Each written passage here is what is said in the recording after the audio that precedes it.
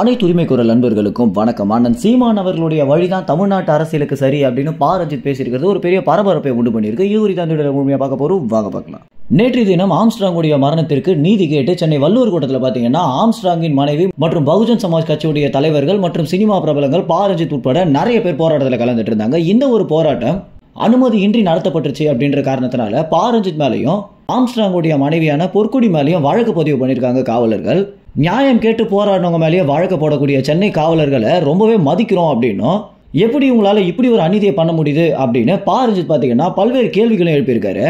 அது மட்டும் இல்லாமல் உங்களுக்கெல்லாம் நியாயமாக போராடினா இந்த மாதிரி தான் பண்ணுவீங்க அப்படின்னும், அண்ணன் சீமான் அவர்கள் போல அதிரடியான அரசியலை தான் உங்களுக்கெல்லாம் பண்ணணும், உங்களிடத்துல நிறைய கேள்விகளை கேட்டால் மட்டும்தான் நீங்கள் வாயை மூடிட்டு இருப்பீங்க அப்படின்னு சீமானுக்கு பார்த்தீங்கன்னா ஆதரவாகவும் மற்றும் தமிழ்நாட்டு அரசியலுக்கு சீமானுடைய அரசியல் தான் சரி அப்படின்னு ரஞ்சித் பேசியிருக்கிறது ஒரு பெரிய பரபரப்பை உண்டு பண்ணது மட்டும் இல்லாமல் சீமான் பக்கம் பார்த்தீங்கன்னா ஒரு பெரிய அட்டென்ஷனே உண்டு பண்ணியிருக்கு அப்படின்னு தான் சொல்லணும்.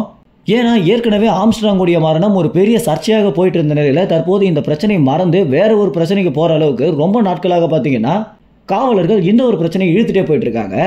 இப்படி இருக்க இவங்க அனைவருமே போராடினதும் அந்த போராட்டத்திற்கு ஆதரவாக நானும் இறங்குவேன் அப்படின்னு சீமான் சொன்னதும், சீமானுடைய அரசியல் தான் தமிழ்நாட்டுக்கு சரி அப்படின்னு ரஞ்சித் பேசியிருக்கிறது பார்த்தீங்கன்னா எல்லா திசையிலையும் தமிழ் தேசியத்திற்கும் சீமானுக்கும் ஆதரவாக போய் முடிஞ்சிருக்கு அப்படின்றதான் கடல் நிலவரமாக இருக்கு.